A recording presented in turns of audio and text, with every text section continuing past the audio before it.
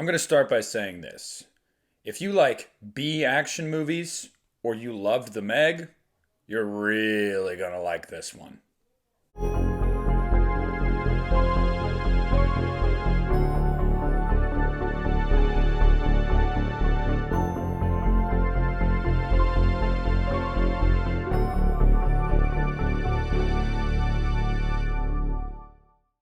What's up, everybody? It's Nick here, and tonight I am going to review Meg 2, The Trench, which is kind of weird that they dropped the in The Meg, but I feel like that makes sense now when I think about it, because would you really want it to be The Meg 2, The Trench? The. Probably not, so whatever. Meg 2. Shut up, Meg. As with every week of release movie review that I do, I'm not going to get into spoilers here. Basically, I'm going to tell you what I thought about the movie, what I liked, what I didn't like, and whether or not you should go see it. So Meg 2, The Trench basically picks up a few years after The Meg, and Jason Statham is back to his old tricks, diving with his old team off Mana 1, I believe it's called. And now they are going into the trench, past the thermo layer, to where they're going to try to discover new species and do things for science. And then, of course, they find more things down there. And it's not just baddies that are prehistoric this time. There's also human baddies. Oh, and on top of that, there's more prehistoric baddies. That's the plot. Without any spoilers, that's the plot of The Meg 2. Does that sound good to you? No? Okay, don't go see the movie. Then you can just click off this video if that sounds stupid. Now, to all of you guys that are still here, it is no secret that I was a big fan of The Meg. I felt like The Meg was a movie, though, that had an identity crisis. I feel like at times it wanted to be taken more seriously, like Jaws, and at times knew that it was a cheesy B action movie, but it didn't walk the line perfectly. Well enough for me to go, okay, it was self-aware enough, it was a good time. But when they announced this movie, and then after seeing the trailers, I was like, buddy, this is promising to either be a disaster or a blast. And I'm here to report, it's a blast. Why is it a blast? Well, first and foremost, Jason Statham's awesome in this movie. And honestly, guys, I feel like he's a one-note actor, and I don't even think that's a knock on him. That's his thing. They cast him in these types of movies because he plays a kind of emotionless action star pretty well. He's not a guy that you would put up there with Tom Cruise as an action star or Stallone. But, he's a tier below. He's pretty good, and this is what he does. This is his lane. And I've got to say, I've never walked away from a movie going, oh, Jason Statham, what a performance. I think he was awesome in this movie. I think he really is a badass in this movie, and I think that his character continues to in these movies, just continues to do things that you're just like, I don't even know how, but all right, I'm here for it. So he was great. The supporting cast is good. I think everybody around is pretty good. I really like Regis. She's a badass in this too. I just think that the supporting cast is really good. The little girl comes back, Mei Young, from the first one, and she's good in the movie too. She's a teenager now. So the cast is good. Everybody does what they're supposed to do. They do it well, and the material they're given isn't total shit. The VFX are a lot better this time around. Now, this is impressive to me because, one, I feel like the VFX, they're not going for photorealism. You can tell. It's photoreal enough to where you're like, okay, that looks realistic enough, but it's kind of corny at times on purpose. It's very self-aware with that.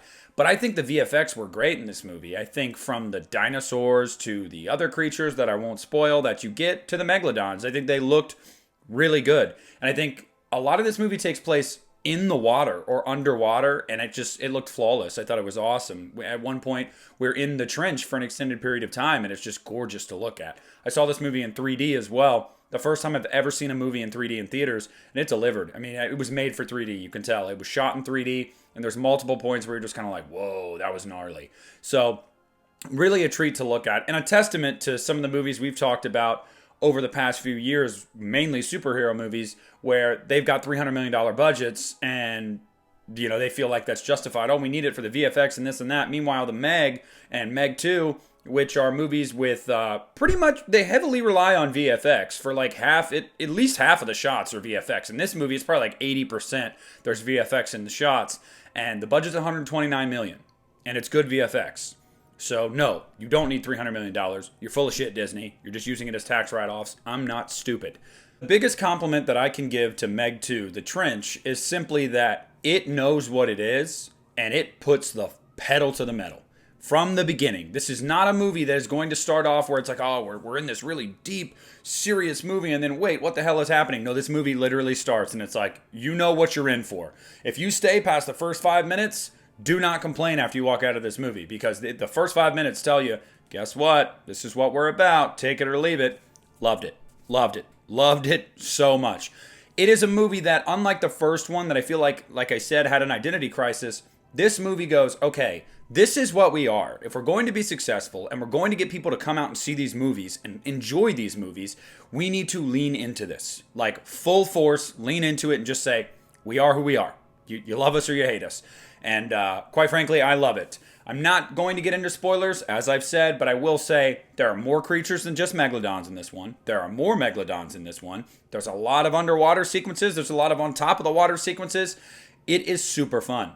One complaint I had about the Meg was the false ending that you have in the third act where you're like, oh, it's over. OMG, it's not over. No, this movie pretty much start to finish is go, go, go. And there's no false ending. There's no BS. It doesn't really like dangle you around like that. The pace of this movie is really good. It's like a breakneck pace, I would say.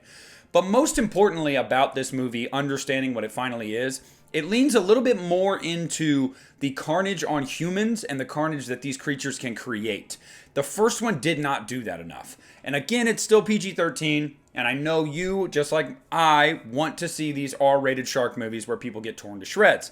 I will say, this movie does a much better job of showing carnage against humans. Like, it really, really does. Is it super gory and over the top? No. But this movie really does a better job of showing people get eaten, people get attacked, boats get destroyed, and making these megalodon sharks feel like a real threat to these people.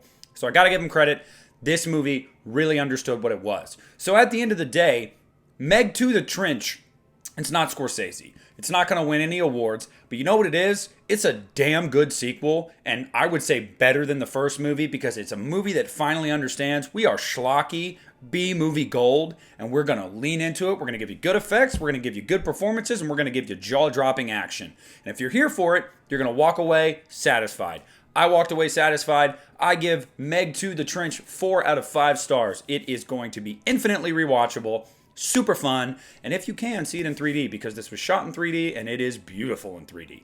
But I want to know what you guys thought of Meg 2 The Trench. If you've seen it, what did you think? If you haven't, are you excited? Are you not excited? Do you have questions that you want me to answer before you make a decision on seeing it? Anything and everything? Down below in the comment section. Please make sure to leave a like on this video. Subscribe to my channel if you haven't already. And this is Nick at the Lost River Drive-In, and I'm pulling out.